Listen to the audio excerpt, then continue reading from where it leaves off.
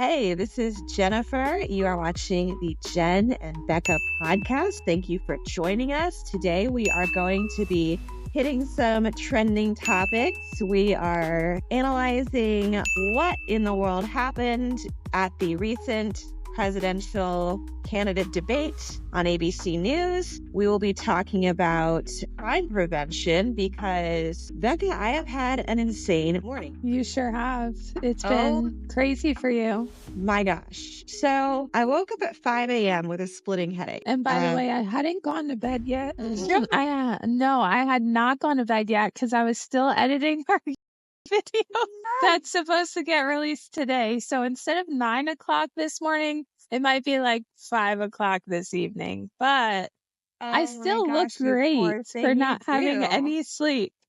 That is crazy. Oh my gosh, that's awful. I have a double espresso cappuccino here that will keep me alive for today.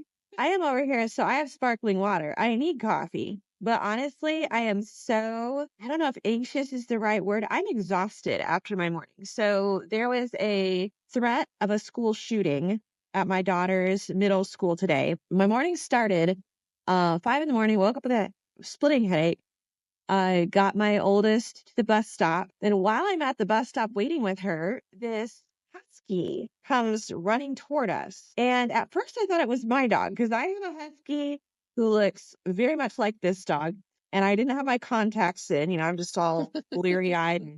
And see this dog running towards me. And I'm like,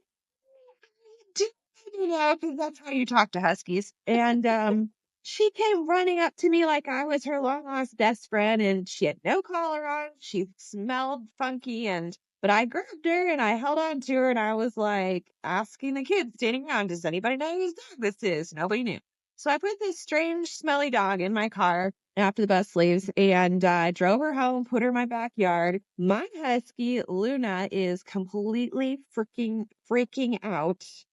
And she's like trying to tear the shades off the windows to see this dog in our backyard. So I pull all the shades up, and then they're fighting, like arguing and barking and talking through the windows. Meanwhile, my two younger kids are coming downstairs. They're like, Mom, what is happening? Can I keep it? Can I keep it? And I was like, no. So by this they wanted to keep it. Duh. Yeah, they were just like, hey, it's a free dog, By this time, I had 15 minutes to get two small children ready for school. So, and naturally they wanted Roman noodles for breakfast. I don't know how or why I did this, but I microwaved the water so that it was ridiculously hot and then boiled it really fast. So they had Roman noodles for breakfast. Meanwhile, I'm posting on Facebook, hey, I found somebody's dog. The owners got in touch with me. They're coming over to my house. I'm trying to find my kids' shoes. They're eating Roman noodles with boba straws. Like they're sucking up the noodles with boba straws. That is genius. Who came up with this? My daughters. They're so smart. I'm just Leia, saying. the 10-year-old. She's like, Mom, this is way easier than eating it with a spoon or chopsticks. And I was just like, you know what? Whatever, honey. Yeah. You do you. It goes down the same. It does. Yeah. And and there's kind of an Asian theme there too. So, it's very interesting. So, anyway, I get their dog back. I get the kids to elementary school, which, by the way, I am in the trenches with their elementary school and the county because they built this beautiful school and there's no crosswalk. Yeah.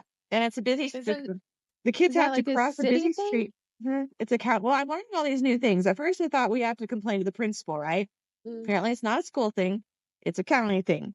So then, our local commissioner has to pass. So the principal has to pass a message to our local commissioner, who has to pass a message to Harris County, who has to conduct a 90-day study. What? It's a school. Study. It's a school. Why do they have to do that? That should just be, I feel like common sense is just non-existent. Yes, I told him, I threatened. I was like, I am going to come out here at 3 a.m. and paint a damn crosswalk across this here street. What would they do if you did? I mean, come on, just do it.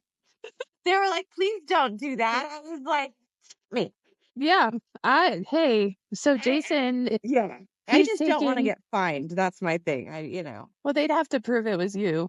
Just saying. I guess this video could be There's cameras circumstantial everywhere. But I evidence. mean, if I cover my face, anybody threatened to do it. But then, if the crosswalk shows up one morning, they'll be like, Mrs. Greenberg, what have you done? And I'll be like, I was framed. I I was openly framed. threatened to do this on Facebook. And so me, I have no idea. It was Anyway. definitely another parent.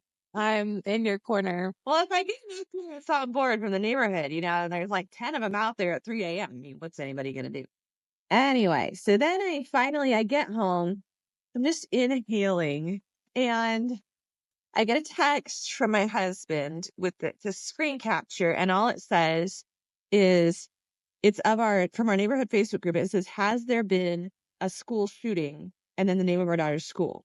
And I was like, so yeah, Freaking I out. tried texting my daughter. She's not answering. I tried calling my daughter. She's not answering. And then, of course, my brain, I'm like, if she's hiding under a desk and there's a shooter in the school and he or she hears the phone ring, it could draw attention to my daughter. So then I hung up, stopped calling her, tried calling the school. The school's not answering.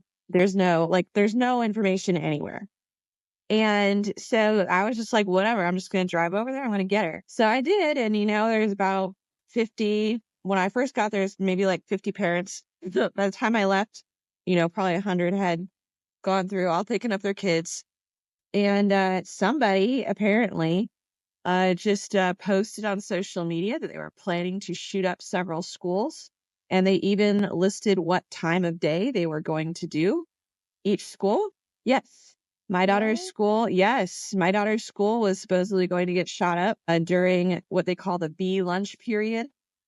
And, so my daughter was like, yeah, I would have been in, this class at that point. And, so people are seeing that on social media. I didn't see the original post, but people are seeing that, and the kids were seeing that.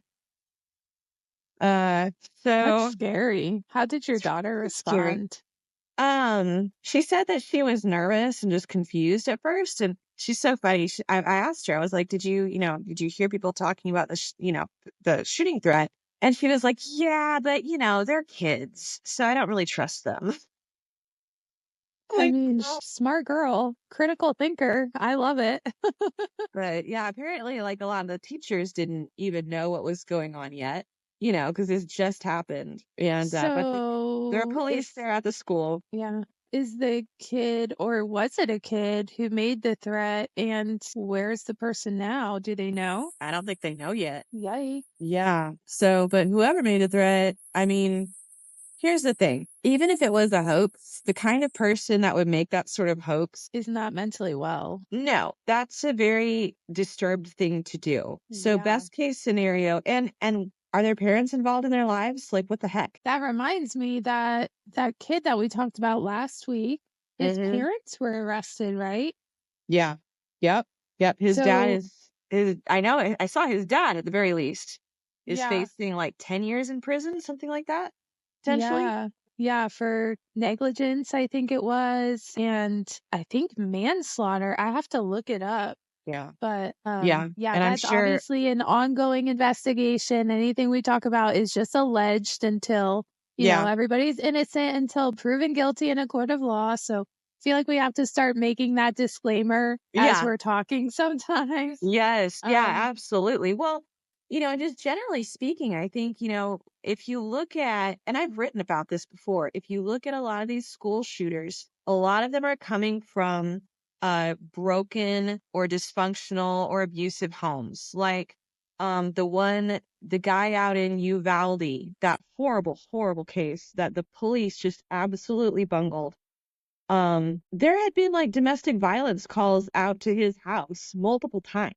So, I think, and this fits in very well with, our theme of preventing abuse and stopping abuse and reporting abuse, because a lot of these people, a lot of these this builds up. These people didn't just wake up one morning and decide to shoot up a school. This was what perfect timing. I got a little too animated. Yes. Most, if not all, of these mass shooters, and I'm not just talking about school shootings, but most, if not all, these mass shooters, they're coming from domestic violence situations. And so, what you're going to see when you start to research these people, you're going to see a pattern of, domestic disturbances, abuse that maybe was reported or maybe not, but regardless, it wasn't dealt with, or it wasn't dealt with well or thoroughly. You're going to see patterns, very probably mental illness and or drug or substance abuse of some kind. You were talking alcoholism, prescription drugs, you name it. And so all of these things, and so it's not like these people are not just normal people who wake up one morning and decide to shoot up a school. That does not happen. There is a a, a build up period where these people, they build up, they build up, they build up, and then they explode. And so, we talk a lot about gun control, and we talk about, different laws regulating who can purchase a gun. But what we very rarely talk about is how we're responding to reports of domestic abuse and domestic violence. Because I guarantee you, if we were doing a better job in that realm, crime in general would go way down, way down. Yeah. Because Yeah. where it starts, it all starts in the home. Absolutely. We saw that with even the last school shooting, the Georgia school shooting. His father is being charged with 4 counts of involuntary manslaughter, Yep. 2 counts of second-degree murder, and 8 counts of cruelty to children. Yep. And I read a news article that said that he was having a lot of mental illness. His parents were not getting him the medical attention that he needed. Yep. And his father trained him on how to use a gun for hunting. Listen, I am the Second Amendment. Yep. Same. Pro responsible gun carrying for law abiding citizens. Okay. Yeah. My husband and I even talked about training our daughters who are 13 Yep. to learn how to use and shoot a gun responsibly. But as parents, we have a responsibility to our children to keep them safe.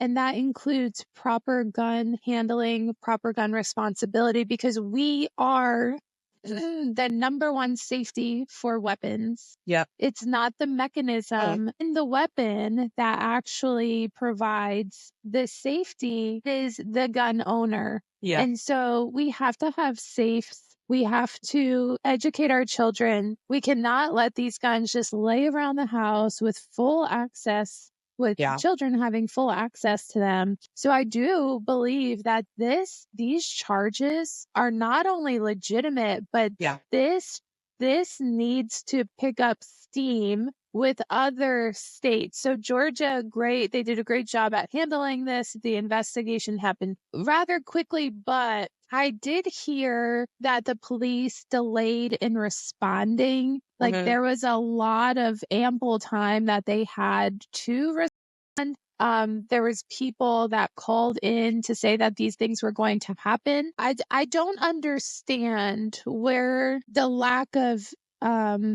intentionality and seriousness in response to such allegations. Like that is just beyond me. I'm glad that your daughter's school had police there before something happened. Yeah. Yeah, absolutely. Well, you just can't afford, even if it's a hoax, even if it's pretty obviously a hoax, you just don't take chances. You don't take chances with stuff like that. Because, for example, what if say this happens? What if somebody overhears, somebody who's mentally unstable or whatever, somebody overhears there's been a gun threat, but here's the hoax, but it gives them the idea to go and act on that. I mean, you just never know what could happen. I think that also, like, as gun owners, if your child is dealing with mental health issues, suicidal ideation, any kind of violence, dark thoughts, that sort of thing, why the hell would you give them access to a gun? Yeah. That is a wonderful question that It's crazy. gun owner needs to ask themselves, how am I protecting the children in my care with my guns, right? It's one thing to have to use it to save a life. It's another thing to have it and just be flippant with it, Yeah, it's nuts. right? It's That's just absolutely crazy. nuts. Have Yep. you seen the movie on Daily Wire called Run, Hide, Fight? No. Mm-mm. Oh my goodness. It is such a good movie. It stars, I think her name is Isabel May. I think it is. Okay. She's such a good actor. It was filmed in 2020 or was released in 2020. And it's about a school shooting and these group of kids that come in to the cafeteria during lunch B or something, which is what made me be reminded of it. And there's a girl named Zoe Isabel May who her father trained her how to shoot a gun. This group of kids come in. She has a full opportunity to run and escape from the shooters. She starts to, and then she realizes that there's like hundreds of kids that are about to face these other kids' wrath. Like the police don't even know what's happening yet. Like there was a lot of time that went by before they were even called. Long story short, she ends up, well, I feel like I would give you a spoiler alert if I told you what happened. Like you have to go watch this movie. Okay.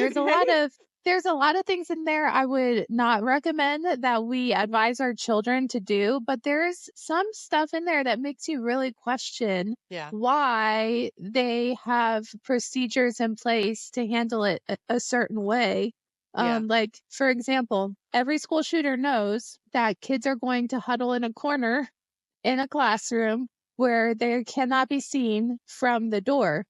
Yeah. I just don't understand why they're not getting kids out of the building, right? Instead, in a safe way, if we know the location of Yeah. XYZ, why are they just locking kids down in the classroom to be easy target? So Yeah. there's I a think lot that could yeah. be discussed there, but I think that there's a better way. We talked about it last week, even about how like there's so many homeless veterans and there's so many veterans coming over from being in the military without good jobs or without what the military promises after, which is a good education or whatever the case Hmm. may be. So if they're properly trained, they would be a great resource to protect schools. But then there's also technology, which you brought up last week. There's such great technology that could Yeah. prevent these things from happening. But Yeah. instead, the administration today wanted to pour millions of dollars into electric buses. Make that one make sense for me. I I just can't. Sorry, I went yeah, off on a and tangent there. oh my gosh. No, I am very well, so I live in Texas, and so Yeah. we most Texas is very pro Second Amendment. It's just Hmm. you can't take that out of Texas. And I think that generally what I'm seeing as a parent, like I said earlier, it's certainly when it's kids doing the shootings, this is a parenting problem. I am very glad that the Georgia courts are taking this seriously, that they are holding the parents accountable. That's really what needs to start happening. You've got kids who are either mentally unwell or emotionally disturbed or something is wrong. Best Hmm. case scenario, even if it, so the one today at my daughter's school is most likely a hoax, but at best, that's a cry for help. If a child made that threat, that child needs help. They Yeah. need therapy. They need their family life to be investigated. What is going on in this kid's family life that they Yeah. feel the need to. Jen had to take a break. So while Jen is on her break, let me introduce you to our sponsor for today. Our sponsor is Evangelical Council for Abuse Prevention. They are a nonprofit ministry that helps churches, schools, and Christian camps to prevent abuse of children in their care. They do this by helping them implement a 73 standard guideline so that way they can prevent wolves in sheep's clothing from coming in contact with kids. So I want to encourage everybody listening to go check out ecap.net, ECAP.net. I was just doing our sponsorship clip Oh, good. I finished and I was like, oh, I guess I could talk about it more. So, okay, that's a lot better. Oh my gosh. So We're good now. So, darn it to heck, my kids hate when I say that, but I say it when I don't know what's going on. I forget what you were talking about. I don't know. That's okay. You're gonna have fun editing this one. It's going to be fun. Did you watch the presidential debate the whole way through? Because I I had did. to, I stopped at 20 minutes before the ending because I was like, there's so much gaslighting on both sides, I felt like that Oh were yeah. happening. Yeah. And I couldn't even hang anymore. And the girls were like, Mom, she's lying. I'm like, I know. I'm glad you see that, my sweet 13-year-olds. It was so aggravating. I actually, yes, I did. I watched the whole thing. I was so aggravated afterwards. I actually had trouble sleeping that night because I was just so irritated. I felt like, well, the moderators were obviously on her side.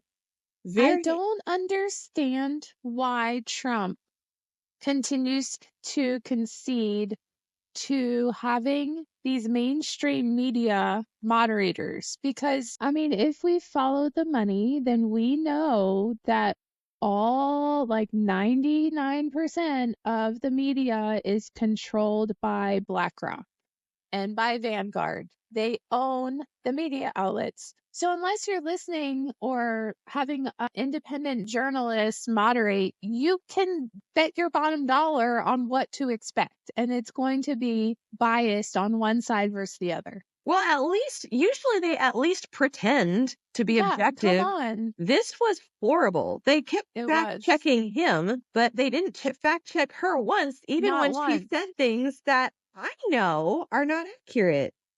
Right. Like, oh, and they fact checked him on that, when he said that Harris wants to provide funding for sex changes for illegal aliens in prison or something like that. She does. Yeah. She has filed paperwork or filled out paperwork in support of that. And they fact checked him.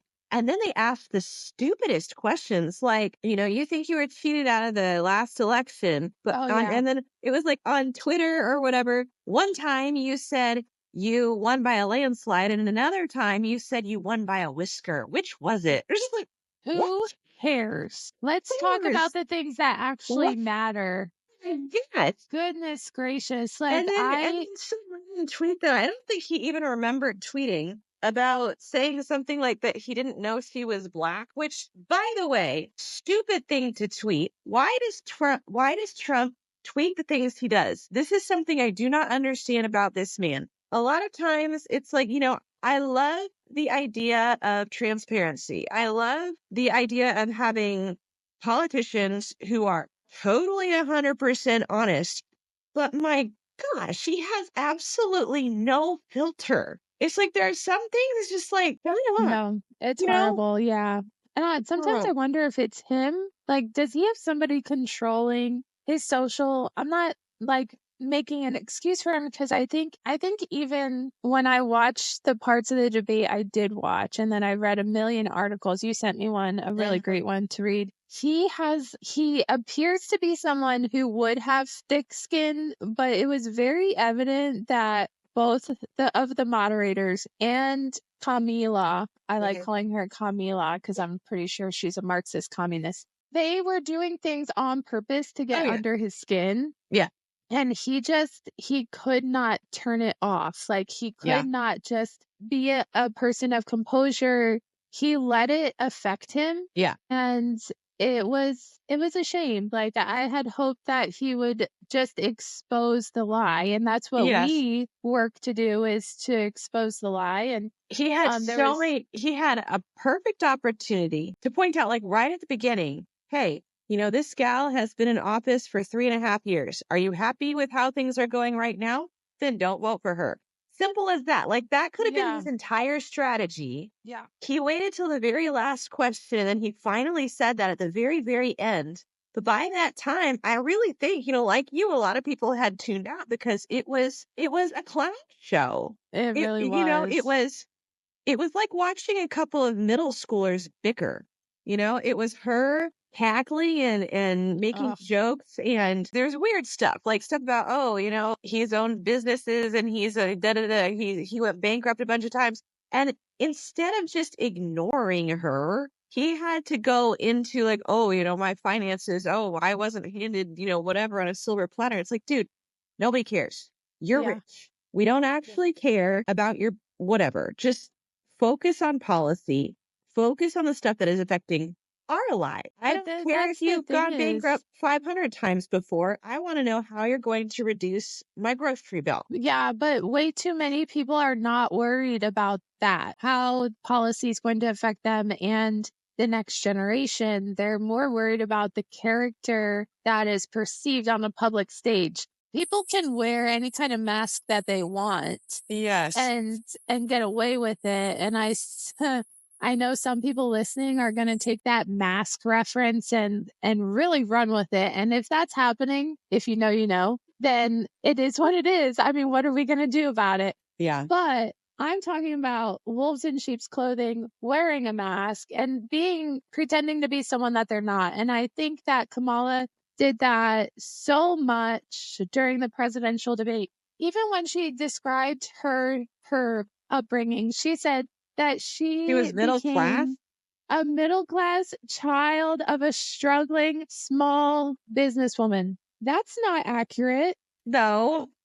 No, that's not. She literally had a radical political career Yeah. that she was gifted by one of her paramours. I mean, it's just Willie Brown, I think his name was, from the Bay Area, left wing, over 30 years her senior. Well, and that Bay Area, that really needs to clue people in because she was what, a DA there? Yes. Look at how San Francisco is doing right now. Look at the crime. Look at the homelessness. Look at the drug addiction. Look at the rampant thefts happening. I mean, when I visited California, we went there on vacation and we went through San Francisco. I love San Francisco. It's a beautiful city. The architecture is incredible. It's the culture there, or it used to be amazing. You can actually see now men and women, not just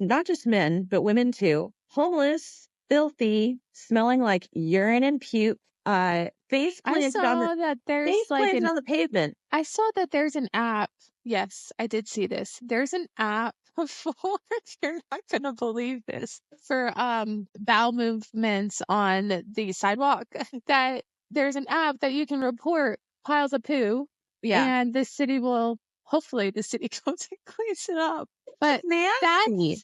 okay. So when was she the DA for the Bay Area? And that's what we have to look forward to. Like Yes, that's this is not where for she me. comes from. This is her background. This is the mess she helped create. Why the hell would we want this for the whole country? It's a simple Yeah. question.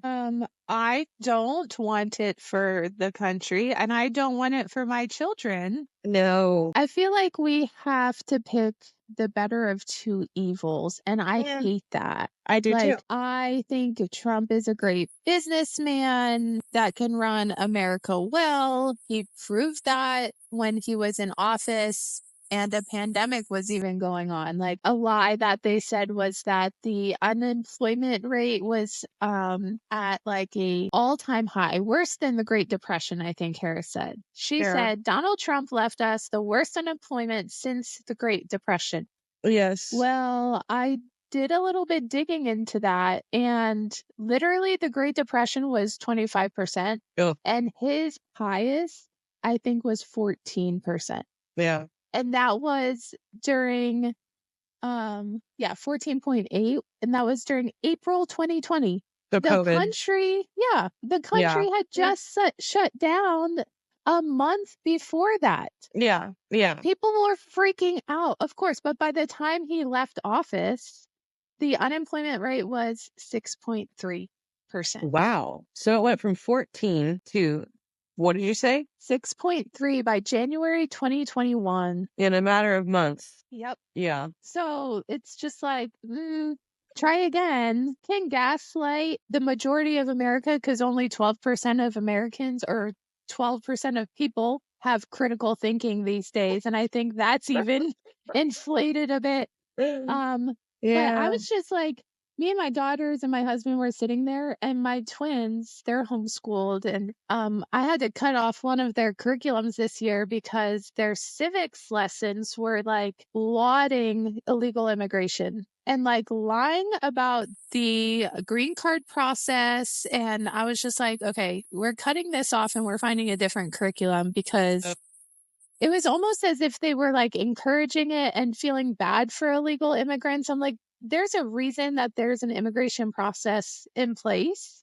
and that's to protect the economy, to protect so much of Right? the infrastructure. Yeah. Yeah, the crime. Well, what I understand is like, I do. I have a great deal of sympathy for people who Yes. are, poverty stricken in other countries or in other countries where there's, say, war going on or, a lot of crime or lawlessness, and they want to immigrate to America to have a better life. I feel for those people. I want them to be able to come here. But if we want that, shouldn't we be improving our immigration process to make it cheaper, to make it easier, to make it more accessible to good, solid people who want jobs? Why would you then say, oh, well, all these people who want to immigrate are nice. We feel sorry Are for them. They they? have hard, not all of them are. But that's kind of my point, though. It's like, okay, these people are nice. These Yeah. people,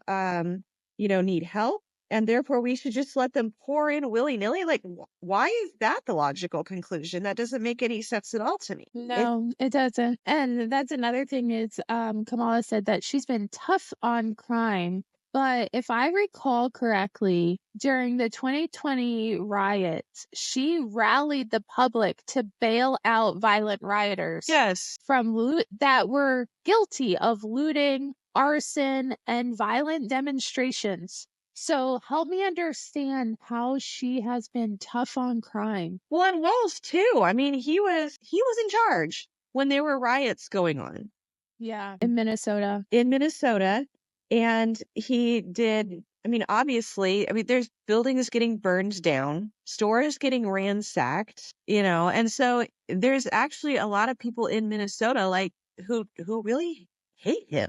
I can't get behind him for many reasons, but then yesterday I learned that he removed Minnesota reporting requirements for babies who were born alive after botched abortions. Yes, correct. So there was, I think I read in 2019 and 2021, at least seven babies that were born alive from botched abortions that they just let die on a table. Yeah. Why? Why? That's not even humane. Oh gosh, So, no. It's so evil.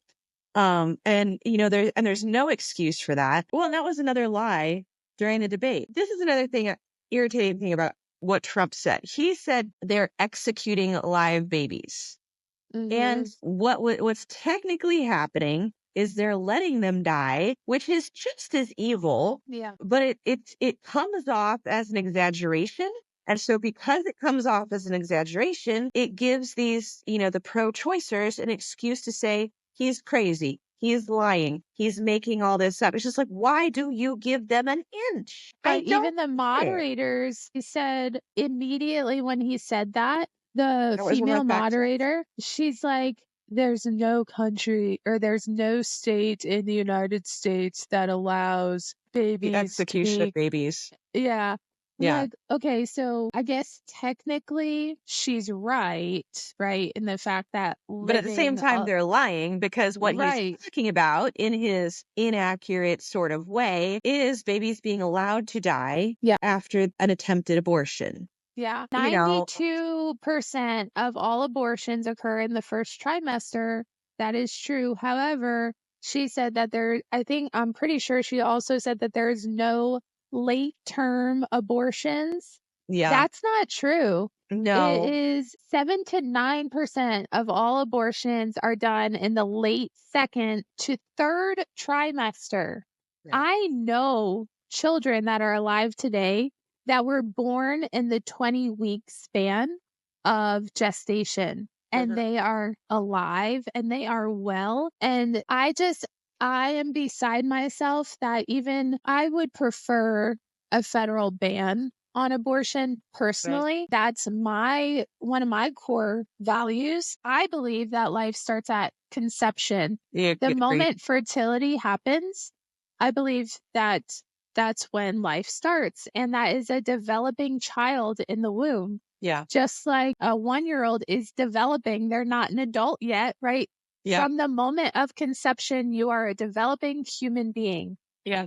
And people want to use the 1% of pregnancies, rapes, or child rapes to excuse 100% of abortions. But the fact of the matter is there are abortion clinics in more liberal states. You're not going to find them so much in Florida, which is a red state, but you will find them in liberal states, and they will perform a late-term abortion. Absolutely. I watched a video montage recently of various politicians basically saying, "Oh, there's no limit on when one of the abortions, are allowed in per this bill or that bill, or in my opinion, they don't want limits on anything." So there was even a conversation with a lawmaker where they were being asked, say, in theory, a woman is in active labor, her baby is being born. Can she still have an abortion? And the answer was yes. Yes. So the pro-choice people, it doesn't make sense to me how, as long as that baby is in the womb or in the woman's body, it's a fetus. It's just a clump of cells. It's just Which, by the tissue. way, fetus is Greek for baby, so Yeah. They whatever. just don't, they are very surface level thinkers.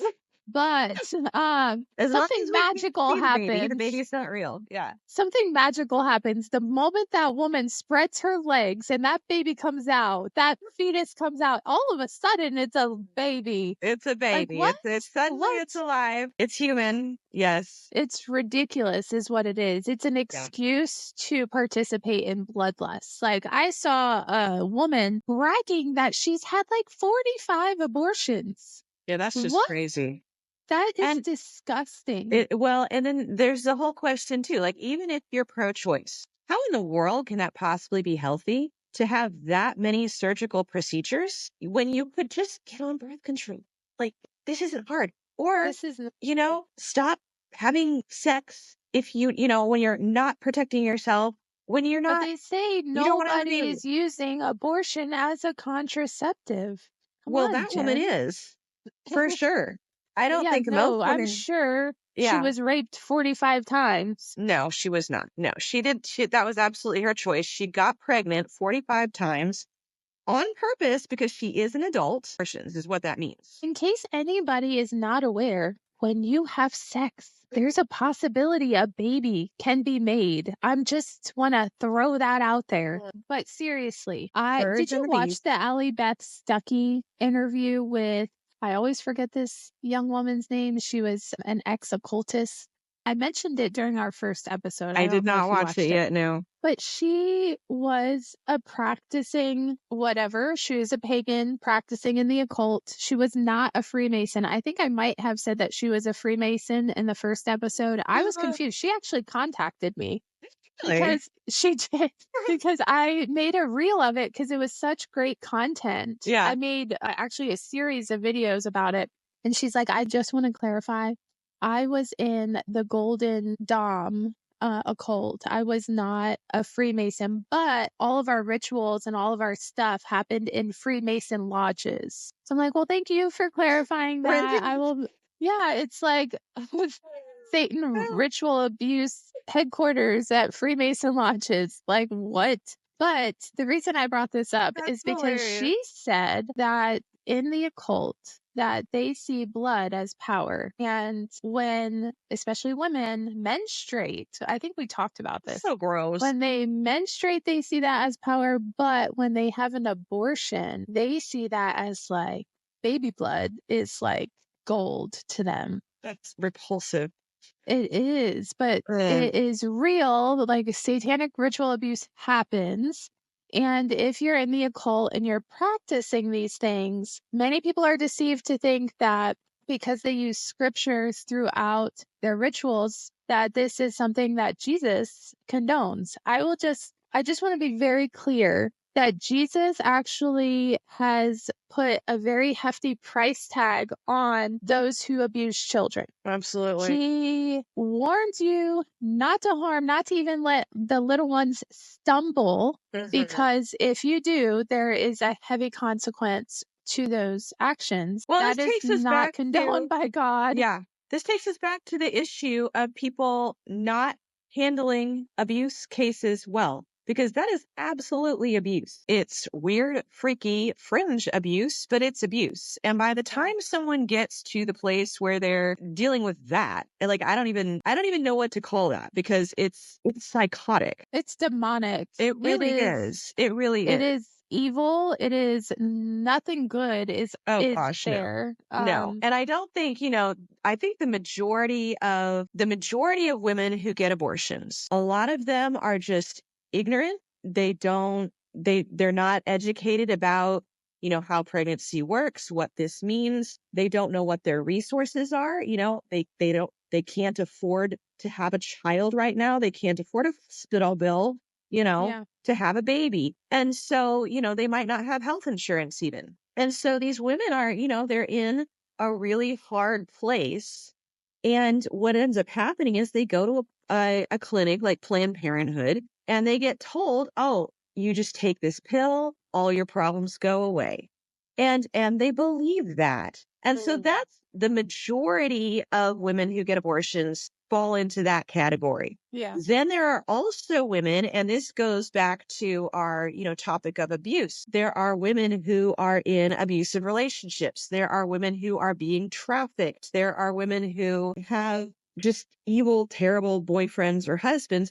I spoke to a woman one time. I want to say she had 6 or 7 abortions. And that was because her boyfriends, who I believe were actually trafficking her boyfriends told her that if you have a baby, if you do not get an abortion, I will leave you. I will abandon you and you'll be out on the street. You'll have to live in the street. And she believed them. Because by the time, they had gotten their claws into her, I mean, I think she grew up in an abusive home. She was very susceptible to these, abusive, domineering, misogynistic men.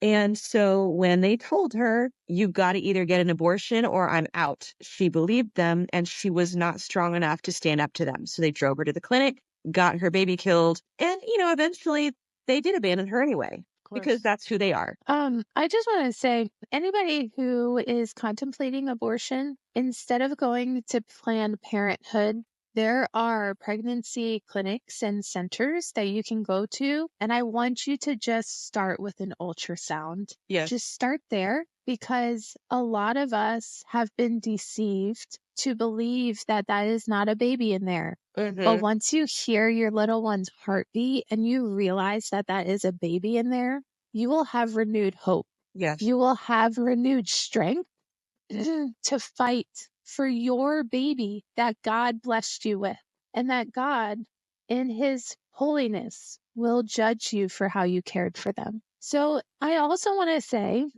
that if you have had an abortion, there's forgiveness for you at the cross of Jesus Christ. And God knew the mistakes that we were going to make before we made them, but he still chose to die for us. And there's reconciliation there. So I just 100%. wanted to throw that out there. And those pregnancy centers, they offer ultrasounds, but they also offer a lot of other services too. It depends on the center. do. But a lot of them will offer, different resources that you can figure out. You can plug into state resources or, local nonprofit resources or church resources. You can Yes. get the care you need, not just medical care, but, help with groceries, help with rent, that sort of thing, so that you can have your baby. You don't have to choose death. Yes. Yeah. So there And are that's a hard other options. conversation. It is. It's a Yeah. hard well, and I feel that the pro-choice, pro-abort crowd, they act like abortion's the only option. That's not empowering women. No.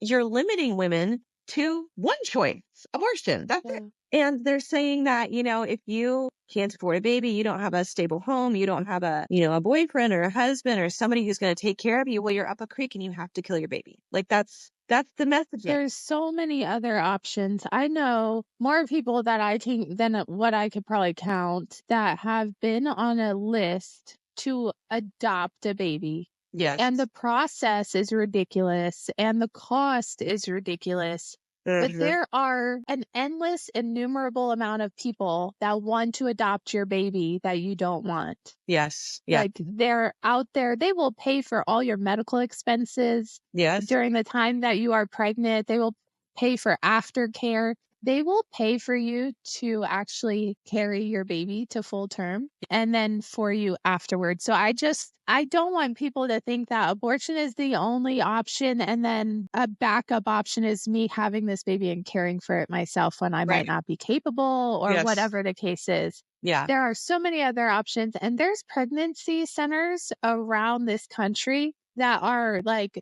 thirsty. They're hungry to help you. Yes. And they have abundant resources to do so. So another lie that we heard a lot was that, Kamala she is this border hawk. Like she's amazing at securing our border, but the numbers actually prove otherwise because there's approximately 10 to 15 million illegal immigrants that have come over the border in the past 3.5, 4 years. Yeah. And 325,000 children that are missing, unaccompanied minors, according to the latest DHS report.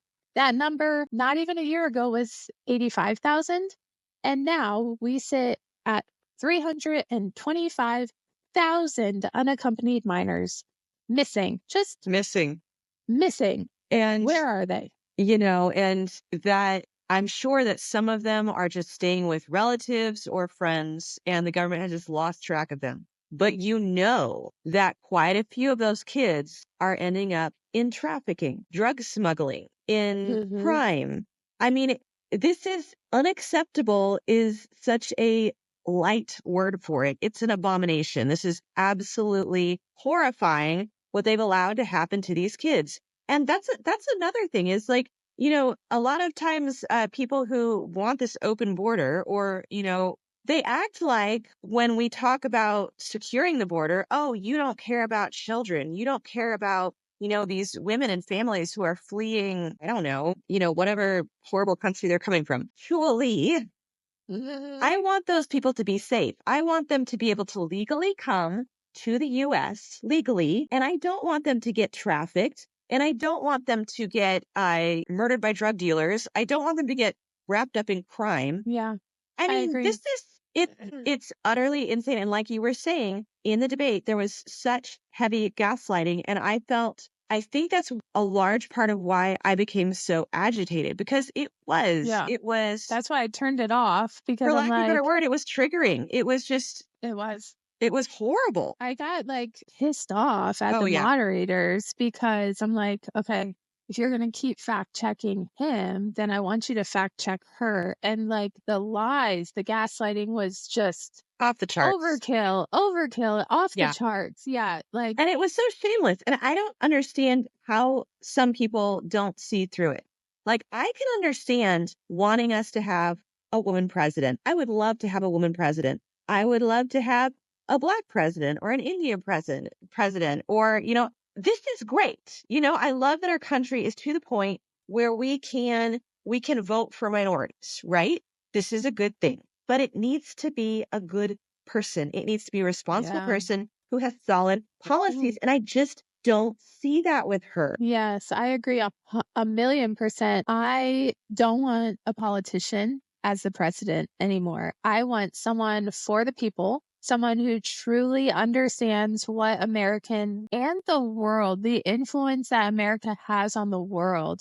Yes. I want them to create policies that protect, that empower, that give people the ability to make something of themselves. Yeah. And I know that I will never vote for someone just because of their gender or their race. No, you can't. And we can't No. afford that. As volatile as the world is right now, we've got the war in Israel. We've got Ukraine. I mean, we've got situations bubbling up all over the place. You know, people will say, oh, well, Trump was so doomsday talking about World War III. Hello. Yeah. Russia invaded Ukraine. Remind you of anything? I You know, think people maybe also when Germany forget. invaded Poland, maybe, Yeah. you know, little deja vu.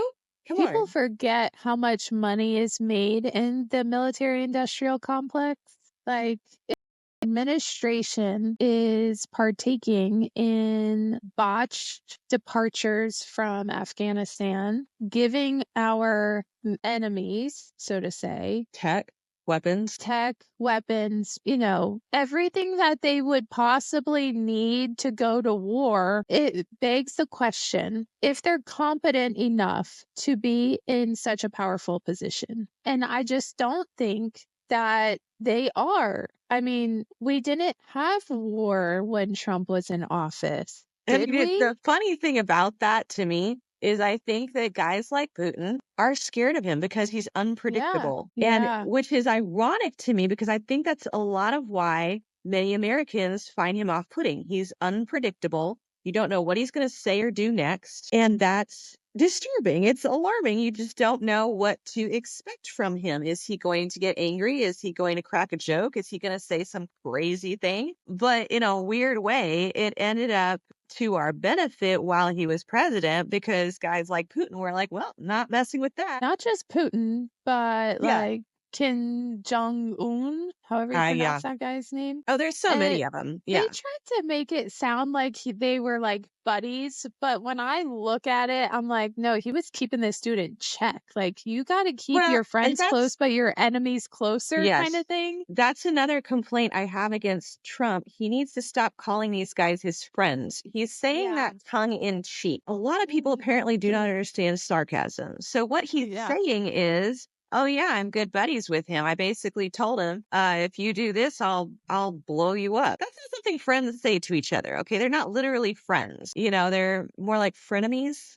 Frenemies. Yeah. Frenemies. But Well, at the same time, you know, he is, and any president, I agree with this, any president we have, whoever it is, they need to have some level of rapport with yeah. these dangerous people. They need to be able to call them on the phone and have them pick up the phone and say, hey, you know, what's going on? Let's have a conversation. What are you doing? Stop it right now. So if Yeah. you I don't just have don't. that rapport, you Mm, can't do that. You I have just to have a don't relationship with see. these people. That's why we hired you for the job, you know? I don't see Harris doing that. I No. don't see Biden. I mean, I don't think Biden's ever I don't done think that. Biden's doing much of anything right now. Yeah, he's licking some ice cream in his basement, probably with the children that were trafficked from the border. No, I'm just kidding.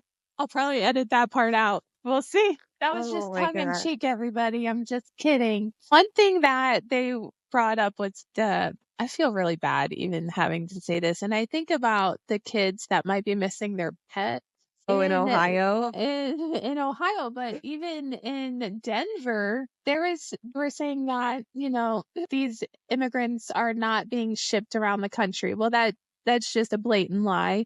Yes. Florida has received busfuls and planefuls of illegal immigrants. I actually, really quick story, was driving around in the area that we live, and I saw this woman on the side of the road with two young daughters, and I was like, oh no. Is she okay? She had a sign that she had nowhere to stay. Her kids were hungry. Of course, me being complete zap, I don't know. I pulled over. I locked my doors. I locked my daughters in my car. I kept my gun on me because I just don't know how crazy people are these days. Yeah. I approach her and I'm like, hey, are you all right? And she has this really heavy accent. I'm like, where are you from? She tells me that she crossed the Texas border a few months prior. They shipped her to Washington State, where she got temporary identification papers. I asked her to show me. And I wish I took a video or something of this interaction. Yeah.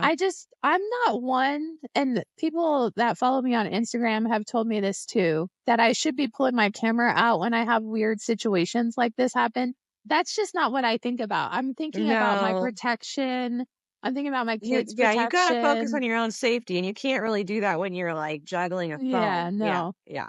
So Agreed. she showed me her papers and I'm like, okay. And it said she was from someplace, I forget where it was from. And then she said that she was shipped from Washington down to Florida. And I'm like, for what? And she's like, for work. I'm like, okay. How can you work without like papers though? Like, Visa. don't you need like a visa or a green card or something? Like, that's our normal process. My husband and I used to own a cleaning business.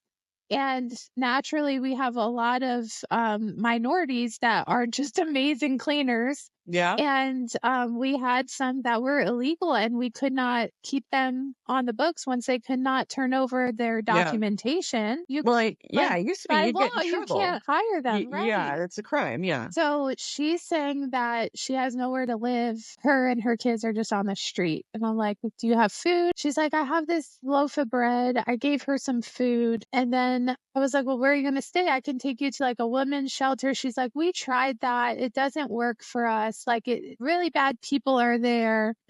I'm like, okay, well, I've heard that before. I've never had to go to a women's shelter myself, but Yeah. she's like, yeah, there's drugs, there's drinking, there's bad stuff. I don't want my kids to go there. So I was this close to paying for a hotel for her and her kids for a week. And then I was like, okay, where's your stuff? I'll help you get your stuff and I'll take you to a hotel. And she's like, oh, it's over there in my car. I'm like, you have a car? How did you get a car? And she's like backtracking. She starts losing her accent a little bit. And I'm like, okay, so I'll follow you to your car. So I Right. get in my car. I follow her. She's walking to her car. And as she's walking there, out comes this man. She just told me that her husband left her and she had nobody else with her. Out of nowhere comes this man who clearly knew her. And now all of a sudden, he is her brother. And I'm like, okay, I'm getting duped. I called the non-emergency number. Nothing happened. Like nothing happened. Nothing happened. They're illegal immigrants in the country illegally. Yeah. Nothing happened. So, and I'm like, I wonder if those two girls were actually hers. That's a scary thought. Isn't it? Yeah. But it's happening all over the place. So much so that 40,000 Venezuelan immigrants arrived in Denver metro area in the last 2 years. Supposedly, there's no issue over there. It's not like Aurora's being taken over by Venezuelan gangs or anything. That's actually a thing. I looked it up. And after that video was released of Venezuelan gangs taking over an apartment complex, Colorado's Republican Party sent a fundraiser letter claiming the state is under violent attack from Venezuelan gangs. And the Aurora police recently arrested 10 members of a Venezuelan gang. It seems that the FBI, however, has reported that crime is down in our country, but the Cato Institute, a libertarian think tank, found that undocumented immigrants in Texas were 37% less likely to actually be convicted of a crime. So it's interesting to me because, okay, crime might be down, but maybe that's because they're not being arrested for this crime. Think about all of the people who have died, including children, in recent years from illegal immigrant crime. And these illegal immigrants have been arrested and then released back into the public. Yeah. So is it that crime is actually down in the country, or is it that crime is up and just not being convicted? Not being reported. Yeah. Yeah. So Well, I mean, if they've lost over 300,000 children, I don't think they're probably getting an accurate stats on crime levels because they don't even know where the kids are. Yeah, but I went off on a little tangent because of the pets that the Haitians are apparently skinning and eating. And did you say it was Ohio? I think it's Ohio, right? Springfield, yes. So then I checked police reports and the police are saying, no, that's not a concern of ours. But then I see videos online of residents coming out and saying our cat was missing. And then I saw it strung up in my neighbor's backyard. Well, and let's be honest here. So the local police are not going to do much, unfortunately, when it comes to missing cats and dogs. Right. They have That's other things not to worry about, like absolutely. 325,000 kids that are missing. Yeah, they're, if somebody says, "Hey, my cat's missing," they're not going to go search people's backyards. They're just Right. not. So that whole, "Oh, well, the police say that they, well, duh. I Yeah. mean, my cat went missing for a week a couple of years ago. I didn't call the police. Hello? Like, Right. what? Why would Yeah. you do that? It doesn't make any sense. So that Right. whole, "Oh, well, the police say that's not happening," that's stupid.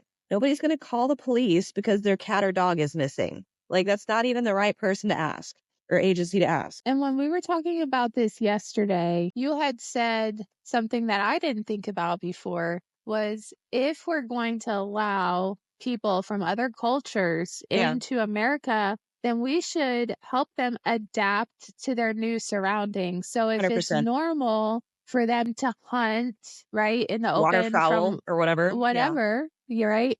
Then when we I say bring because whatever. I yeah. mean, they Right. crossed illegally or our country, our Ship government them in brought them somehow. in. Yeah. Yeah. I've seen videos of buses full of migrants just crossing the border. Like, let us do that. Can we just like load up a bus of us and like go into Mexico and come back without papers? I'm pretty sure we're going to get arrested. Yeah. I'm just saying. We're not doing them any good by just giving them, $15,000 a month in food stamps or whatever. And so And a much free for car and a housing free and a free whatever. car and a free down payment on a house. But they still Um, think it's okay to go hunt geese and cats and eat them in their backyard. Like well, a that's lot of these people you not have to okay in understand. America. Yeah, I know a lot of these people, they're very they're coming from a culture and a background where they're coming out of abject poverty, Yeah. and so for them, where they came from, they may have had to do that. That's their normal. Yeah. They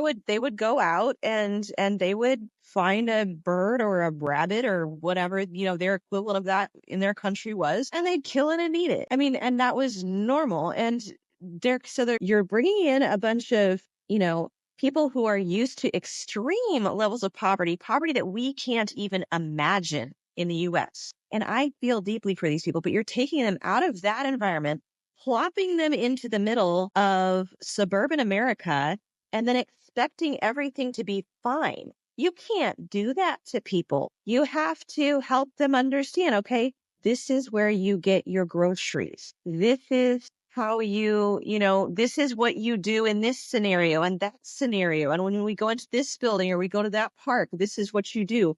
I mean, these people they need to be helped, but Yes. it's not helping them. It'd be like if somebody took me, an elementary kid's mom in yoga pants and plopped me into the middle of some, Washington, D.C. elite party where they have 3 different kinds of forks. I'm not going to know what to do. Yeah. Like I'm not going to know how to cope with that situation. Somebody is telling me what to do with the forks. And this is on a much deeper, more profound scale, but you can't just plop these people. And many of them are traumatized too. They're coming from countries where crime is rampant. There may be war happening. And so, and they're being ripped away from their families. They're being ripped away from their culture, the place where they used to call home. So there's this element of trauma, and you're putting these traumatized people from different cultures with different ideals, different lifestyles, and then expecting everything to be fine. It's Yeah. crazy. You can't do that to people. And then the other thing that I think is just wild is, you look at Springfield or whatever it's called. I think I was reading the stats. It's like there were like 60,000 people in this town, small town, right? Yeah. It's suburban, it's kind of rural. I saw a couple interviews of the locals, and I say this with all due respect, but there were a couple hicks, rednecks. These are not people who are used to foreigners or immigrants, and they will say it, and they will be quite offensive in the way that they say it. But so you take this small town and then they dump like 20,000 new people in there. I don't care where those people came from. That's going to put a severe strain on the system. And that's exactly what it did. And so you've got homeless people, you've got disabled people, you've got veterans, you've got single moms who are now struggling to get the help that they used to be able to depend on from the government because so many other people need that and more. And so this whole situation is insane. It is not being handled well for anyone. No, it's not. And you know what it reminds me of, actually? Taylor Swift. You know why it reminds me of Taylor Swift? Yeah. Because she signed her endorsement for Harris as the childless cat lady. Just like 3 months ago, how much influence cats were going to have on this election. You posted that on Twitter. Between the childless cat ladies and the barbecued cat. I mean, we're just, there's just a lot of cats. There's a lot of cats happening in this election. And you know what's funny is cats are actually a trigger of mine. Yeah. Do I So dare when I ask was why? growing up, I mentioned that I grew up in a trailer. We were really poor. For some reason, my mother and father thought it okay to have pets in this trailer that it was gross. Like, we'd come home and there'd be cat pee and cat poop. Like, I do not live like that at No. all. Like, I'm super OCD about making sure our house is clean now. And that's probably why. Yeah. Well, here's the thing though, okay? When I was working for a fine dining restaurant before I started working for ECAP, this was 2022. When did I start working for ECAP? 2022. I don't remember. My years are running together. But maybe it was the beginning of 2023. In 2022, I was working for a really nice steakhouse, and my daughters were home because they homeschool. The three of them were home a lot more by themselves than usual. And my husband worked remotely, but then he also had an office down the street, so he'd go back and forth. And so his friend at work rescued these baby kittens, like 4 to 6 weeks old. They could not have been much older than that. Don't like cats, okay? Yeah. My husband, I'm at work, he sends me a picture of these 2 super cute kittens. I mean, like, you can't say that cats are ugly unless it's like an old scraggly cat, but they were super cute kittens, a black one and an orange tabby. And he tells me this sob story about how they were living on a farm and coyotes here in Florida devoured their mother, their father, and the rest of their siblings. And I'm like, oh my gosh, these little orphan kittens. Well, okay. We'll take one of them. And he's like, they're brothers. How dare you separate brothers? Would you do that in the foster care system? I'm like, come on, bro. Are you really playing that card with me right now? Like, he's like, yeah, I am. I'm pulling on those heartstrings. I'm like, fine, we will take the cats. Okay. Oh. So this room was not always my office. My office was in this gorgeous, hardwood floored office with beautiful French doors right in the front of the house, so I could see who's coming and going throughout the day. But we then had new kittens that I decided to trade my office for the pink room that I'm in and convert this to my office so that way they could have a room with hardwood floors that they could, potty train in and stuff that would not destroy my house. So the smell, though, of a cat's litter box literally is triggering. It causes PTSD episodes. Oh, no. Yeah. So it has been sanctifying for me to have these 2 cats that now I tell everybody I don't like cats except for these 2. These are the only 2 cats in the whole world that I like. Keep your cat away from me. I am a dog person through and through. So I love Luna. She is such a sweet pup. My oldest daughter moved out. Oh my goodness. It's going to be 2 years now, which is crazy to me to even think of. That is crazy. I miss her so much. I miss seeing her every day, but I gave her my dog. Oh no. So we bought the dog for the twins when they turned 6, I think. But how pets choose their person? Yeah. I think he chose me because I was the one who he saw at the Humane Society, gave him a snack. He's like, every time I'm around, he's like standing guard by me, Yeah. So my daughter chose this apartment that's not in the best area of town. And she's taller than me, but she's very thin. Yeah. And so I know that if there was a predator watching her movements, that she would be, unfortunately, an easy target. So I'm like, take my bulldog, pit bull dog that on the surface, he looks ferocious, but he is a big teddy bear. So Yep. yeah, That's how Luna is. I mean, she's a husky. She looks like a yeah, wolf, and when yeah, she barks at you and all of her hair stands up because if she feels threatened, the hair on her back stands up yeah. and she looks a lot bigger than she even is. She looks quite scary, but she's She's fun. I love she's a all the sweet Luna little idiot. stories.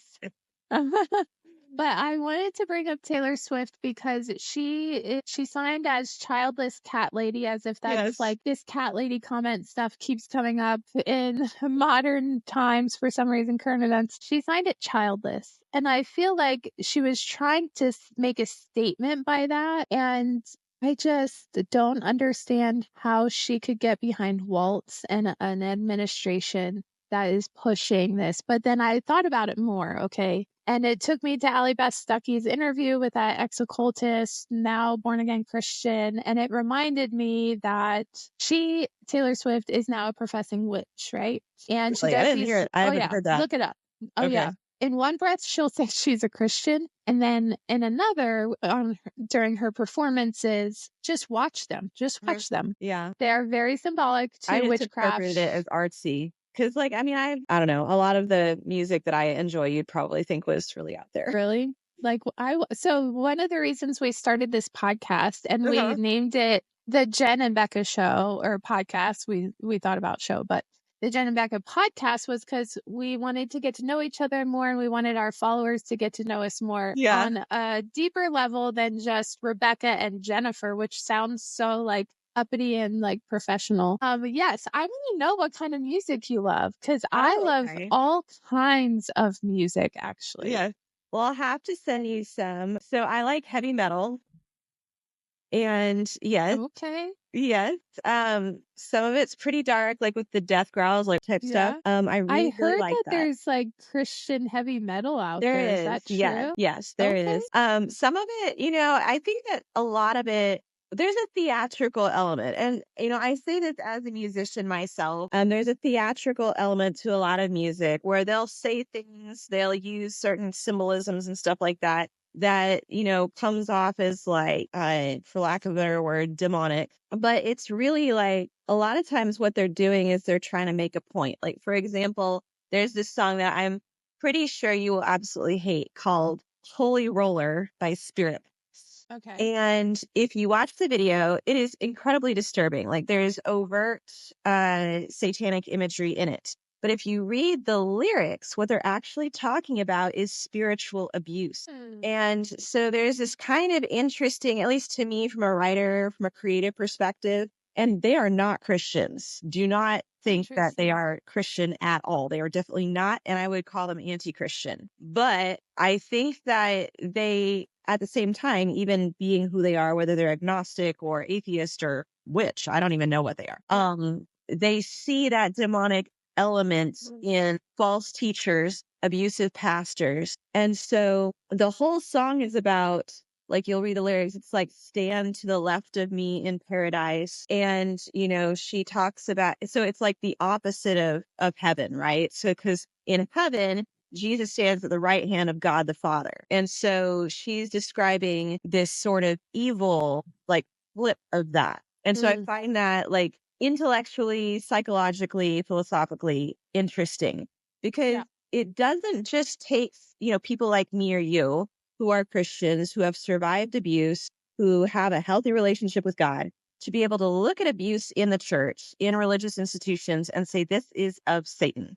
This is Mm-hmm. from hell. Yeah. And I find that very, very interesting. And it's actually, I think it's helped me as a writer when I communicate these different ideas. I want to communicate in such a way that a huge number of people can understand me, can click with what I'm saying. And so Mm-hmm. I like to research the writings of people like the lead singer from Korn, for example. Yeah. I believe he's a Christian. But he's been through so much. I mean, you're talking, drug abuse, suicides, all sorts of different, tragedies and abuse in his background. And so a lot of their lyrics, while they're very disturbing and totally inappropriate for kids, obviously, and probably totally inappropriate for most adults, they describe emotions in such a guttural, raw way that just as a writer, I like to kind of analyze that from a psychological perspective and understand, okay, this is how he feels. This is where he's coming from. And how can I, as a victim advocate, reach out to people who are in this raw state? Because that's where a lot of our victims are. They might not say it in that way, because they're trying to be good Christians or what have you, but you still feel it like deep in your soul, that just anger, and oftentimes anger at God. And so I actually, on an intellectual level, enjoy or find it fascinating to hear songs like that, because I want to understand where those people are coming from so that I can reach them better, so that I can minister to them better. And so that's my big, long creative rant. And I don't think Taylor Swift, I don't feel is really so much that way. Her songs tend to be, and I like some of her songs. Like I like the song. I like It's Me, Hi, I'm the Problem. It's Me. I love that song. It's hilarious. And I like the Anti-Hero song. There's a couple others, but I think, she's a pop star. And so it's kind of like she'll take elements like, for example, Harry Potter. Harry Potter was really, really, popular. And it goes back further than that. Like Buffy the Vampire Slayer was popular. And so Taylor Swift strikes me as one of these people who isn't into religion, at least not in a real way. She's going to take elements from different things that she thinks is going to get her music attention, and she's going to incorporate that into her concerts, into her artwork, into her outfits, into everything. She's using sex to sell. She's using mysticism to sell. She's using shock value to sell. But it's all about the money. Like you were saying, follow the money. And so I think, on the one hand, it's like, yes, we should point these things out to our children. On the other hand, I think we need to avoid going overboard, because I know from being a previous teenager myself that when my parents tried to ban different movies and things like that, what I did was I just went and listened to them when they weren't around. Right. And I so, learned yeah, I learned the hard way with my oldest daughter. She was my guinea pig. Sweet daughter, I love you, and I'm sorry for all the mistakes I made. But when she got to her music exploration phase as a teenager, it was super sweet. She came to me and she's like, "Hey, Mom, I really want to explore music, but I've already been doing it without you." And I like freaked out, and I'm like, "You can't be listening to this stuff, right?" And so I put a hard no on things, but then I did let her listen to Taylor Swift, and I'm taking a completely different approach with the twins. And my oldest daughter even said, "You did not do that with me." I'm like, and I'm sorry. I should have like listened to this music with you. I should have let you listen to it so you could decide if it's good. Like now we'll let the twins explore even Eminem. And one of my daughters likes his music, and I like working out to his music, if I'm just being honest. Like it it's really good to gets me have something pumped. with a beat. Yeah. Yeah. Yeah. So my oldest daughter was a Swiftie for years, okay? And then she came to me, she's like, "Mom, Taylor's new music, it reminds me of witchcraft." And I was like, "Really?" And now we're talking about like a 15, 16-year-old at that time. So I did some digging, and in December 14th, 2020, this is what Taylor posted on her Facebook and her other social media accounts. She said verbatim, "Witches be like, sometimes I just want to listen to music while pining away, sulking, staring out a window. It's me. I'm Witches. Never fear. The Willow Lonely Witch remix is here." To me, this is so rehacked. To me, this is like, do you remember Lilith Fair? No. Yes. Oh my gosh. Okay. So you need to go back. Sarah McLachlan, Tori Amos, Meredith Brooks. Well, actually, maybe Tori Amos wasn't in it, but she was into all sorts of weird stuff herself. All those women, there was this big kind of female revolution in the music industry. And there were actually music producers who did not believe that women could sell successful music. Yeah. And so, and a lot of these women were, big time feminists. I'm sure they're, pro abortion and pro all these different things that we wouldn't agree with. But at the same time, as a woman, I want to be able to record an album and, get the same great deal that someone with facial hair would. I mean, come on, you know? Yeah. How is that No, fair? I And get it.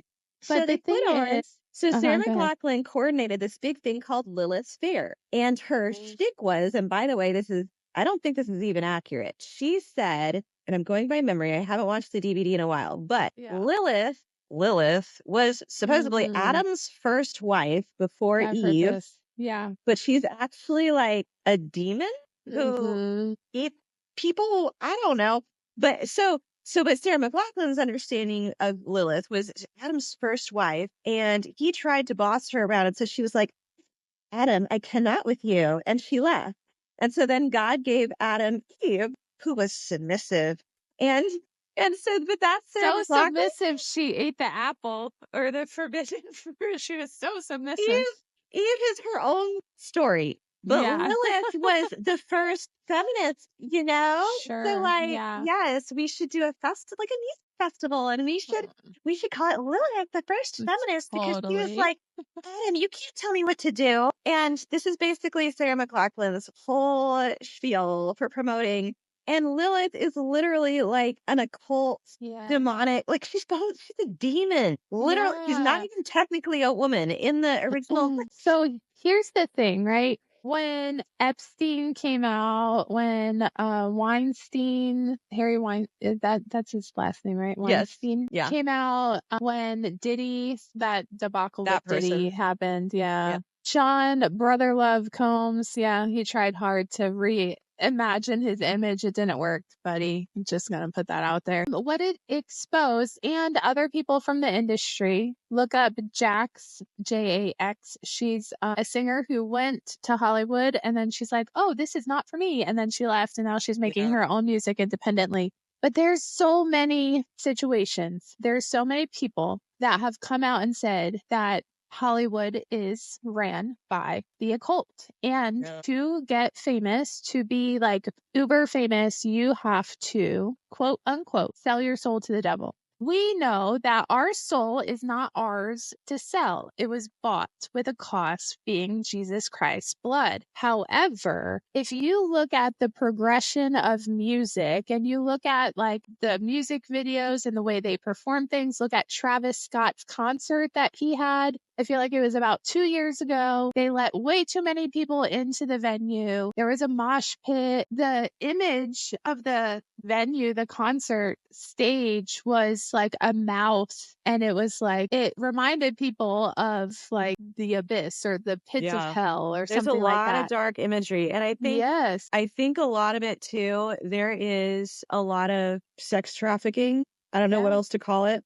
But, you know, in order to have a career in the music industry and Hollywood in general, a lot of times, and I'm not saying that every actress and actor does this, okay? Right, Some of them are, you know, they've Some of maintained them their have dignity. come out and even tried to expose it, but they've been blacklisted for it Right. even. Yes. And some actors and actresses are even Christians, you know? And Yeah. then it's even harder for them. But there is, and I do think it's getting somewhat better, but it's so deeply ingrained that it's still bad. Yeah. But I mean, back in, you know, we're talking 10, 20 years ago, and like back in the 60s, or people talk about the good old days. There were no good old days. I posted a reel about Elvis. Like, dude was obsessed with 14-year-olds.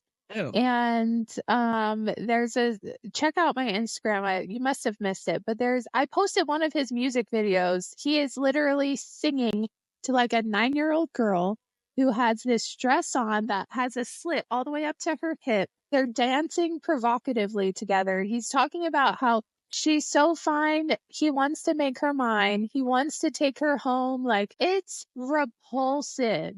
Well, It's what's so gross. the Great Balls of Fire guy? Johnny Cash? No. Johnny Cash is pretty cool. I love Johnny Cash. Yeah. What guy are you talking about? I There's was thinking about the Ring of Fire. No, yeah. No, there's another musician. It's kind of Elvis's time period. Jerry Lee Lewis. I want to say, I think it was him. They actually made a movie about him, and he married a 14-year-old girl. Well, Elvis's wife, Priscilla, is that her name? She was 14 when they met. He literally had slumber parties with 14-year-old girls, like groups of 14-year-old girls, and their parents allowed it Yeah. because Well, it's it's Elvis. it's the whole yeah, and you hear about that all the crap that went down at Neverland Ranch. I don't know what's true and what's not, but it's weird as all get out. And Yeah. so this is a whole culture over there. When you're talking about that level of evil, when you're talking about child abuse being considered acceptable, sexual abuse and rape and statutory rape all being considered part of business, you are going to have artistic expression with demonic imagery. It's just going to happen because people instinctively sense that darkness. They, especially artistic types, because they tend to be more emotionally aware and emotionally Yeah. sensitive. And so they pick up on that darkness. And even if they're not like a practicing witch or part of a cult or whatever, you're going to see that come out in their art. And I think Yeah. that's a lot of there's both, but I think there's a lot of that happening as well. So you've got people who are living in an incredibly dark culture, expressing incredibly dark concepts. And you and me out here living in suburban Texas and suburban Florida are like, what the heck is happening? Which that actually reminds me, my daughters wanted to know, did you grow up in Texas? I did. Well, most of the time. I lived out in California for a while. And then when I was 1 year old, 2 year old, I don't actually remember it. We moved to Memphis, Tennessee. So it's actually kind of close to Elvis's home. And I did actually visit his house at one point. I was a child at the time, so it was very boring. The only thing I remember of the entire trip was seeing a pair of old, colorful boots and my Aunt Linda saying, Jennifer, those are Elvis's shoes. And thinking in my head, why are we here? Why are they doing this to me? That's so funny. But then when I was about 7, we moved to Austin again. So back in Texas. Okay. My daughter's follow-up question is, why don't you have a Texan accent? Have no idea. So I can't. So what happens to me is when I'm talking to someone like you, I tend to have You're what a I think is my chameleon. regular accent. Yeah. If I'm hanging out with a bunch of other Texans, I'll start to talk more Texan. Like it will Yeah. just start to come out. Like I'm not conscious of it. It's just I slip into that, I don't know, mannerism. Yeah. Yeah. I've read about that before. I think it's an ADHD side effect. You have ADHD? Probably. It wouldn't surprise me. I mean, Trauma you know response. crap I've been through. I'm probably diagnosable, but Yeah. I don't know. I'm living my life. As long as I have enough coffee and a bottle of wine on the weekend, I'm doing good. And of course, I maintain my exercise. Yes. Otherwise, I start to get really anxious and or depressed. It Yes, was really me hard this too. last week. I wasn't feeling well Yeah. between PMS and a cold. I wasn't working out for like a whole week. And I did. I got really, really down, really negative. It's amazing. I think Yeah. I read that when you exercise and you what's it called? Contract your muscles. Is that what it's called? When Yes. you use your muscles, Technically, that is what happens. Yes. there's a chemical that is released into your body from your Yeah. muscle, and some people call it the hope molecule, and it helps Really? it helps to fight anxiety and depression. And it's just, to me, another evident example of God's kindness in our Absolutely. DNA. Yeah. And I think it's really neat that working out has really helped my mental health a lot. And so I've been going to the gym quite a bit, and I feel strong enough now to start doing cardio kickboxing. I love it. They have one. You'll enjoy that. I did it for like a year, and I was like probably 40 pounds heavier than I am now. Yeah. Like I'm much fitter than I was back then. And I loved it. But then when I started working out again, I'm like, my hips are not working the way they used to. Like, I need to Having kids strengthen will all do this that. stuff first. Yes. Oh man. So, Yeah. No, there's especially like after I had my C-section, it was really weird for like several years. There were certain exercises that I really struggled with because my stomach muscles and the nerves there literally weren't there. Like they just wouldn't engage. And it's gotten better and better and better over time. But I still have nerve damage like in my lower abdomen. And the effect of that is like if I want to do crunches or anything like that, sit-ups, any kind of abdominal work, I have to physically with my hand hold my stomach because I can't tell whether or not I'm actually using my stomach muscles. interesting. I cannot tell. Like, so I can tell now on my upper stomach, but even on my lower stomach, like I could do 100 sit-ups and I Yeah. would not feel a thing in my lower stomach until my muscles just gave out and I physically couldn't pick Wow. myself up anymore. You must have abs of steel then. No, because the side effect of that is it's really weird to do sit-ups and stuff, and I don't like doing exercises and not being able to feel what I'm doing. It's kind of disconcerting. It's kind of like that. It's not as bad, but it's a similar sensation to like when your arm falls asleep and it just feels like it's not there. Oh, yeah. It's That a would be weird. it's a weird feeling. And so sometimes I also get tingling there, but I need to work on. I have, from having the twins, I have diastasis rectus, Oh, which is yeah. the separation of the abdominal muscles. I had that a little bit. Yep. Yeah, so instead of me actually doing crunches and sit-ups and working out my abdominal muscles, I do that thing where like you go like this into like you're hanging there and then you bring your legs up. I don't even know what it's called. I That's do great. that. Yes, that's But excellent. that's the extent of what I'll do. And then when I'm doing other workouts, I just like tighten my core to make sure it's activated. Yes. Otherwise, I could potentially separate those muscles even more. So if you are looking to exercise to handle your stress and your trauma, and it will help, I promise you, just know your body first. Like, I know I have limitations with my abdominal muscles and my hips. And so there's certain things that I do to strengthen those areas, but there's other things I won't do because it could damage those areas further. And So you can feel it be too. wise. Like I've had issues with my knees before. There's a good kind of hurt, like when your muscles feel warm and you feel like you're exercising. And then there's a bad kind of hurt where your body is going, please stop doing that. And so you listen when your body tells you to stop.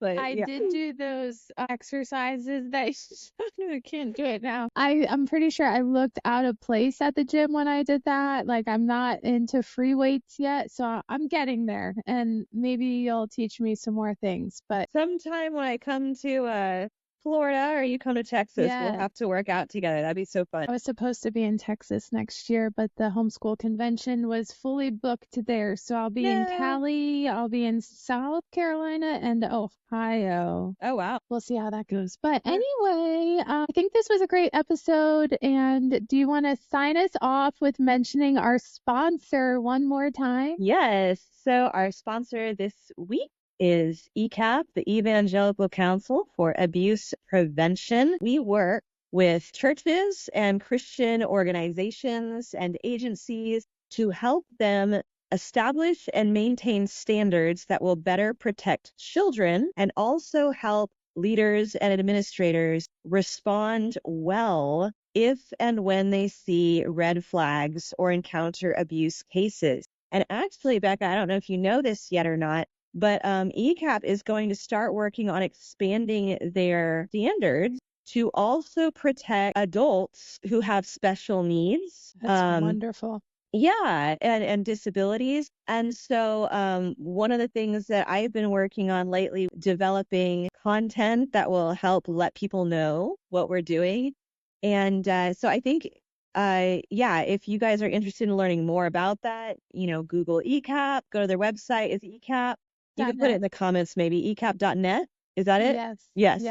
Helped build that website. I'm very proud of it. It's awesome. It's a great website. And so I'm writing some content for it now and helping them with some social media content. And it's been so encouraging to me, to work with you, to work with others who are just interested in protecting the same people that Jesus was interested in protecting. He said, let the little children come to me and do not hinder them. And he also, Jesus did a lot of miracles when he was physically here with us on earth. A lot of those miracles involve people with disabilities. You think about the lame, the blind. So Jesus has a heart for people with disabilities and special needs. And as his followers, we should too. And we should want to protect those people from abuse. And we should want to minister to them and provide real sanctuary for them. It used to be that churches, now they call it a worship center, which I really, I miss when we used to call it a sanctuary. But the church really should be a sanctuary, a safe place. And so, It is a hospital for our souls. it As is. a very wise associate pastor once told my husband when we felt we were going to ruin the church that we moved across the country to be a part of because there was no good Bible teaching churches in our area when we lived in the Northeast. And he called my husband and he said, "Hey, what'd you think of the service?" And my husband said, "I thought it was amazing. I'm so glad y'all are teaching the Bible verse by verse the way it was intended to, but we're a hot mess. We should probably go somewhere else. We're going to mess up a good thing." He said, No. We are all desperately in need of the doctor of our souls. Yep. And this is a hospital, and you are more than welcome here. So we've been going to that same church for over 10 years, and we love that church very much. But if you haven't already, hit that like button, hit the subscribe button, and get that notification bell ringing for all content released by the Jen and Becca podcast. And until next time, we will see you later. See you later.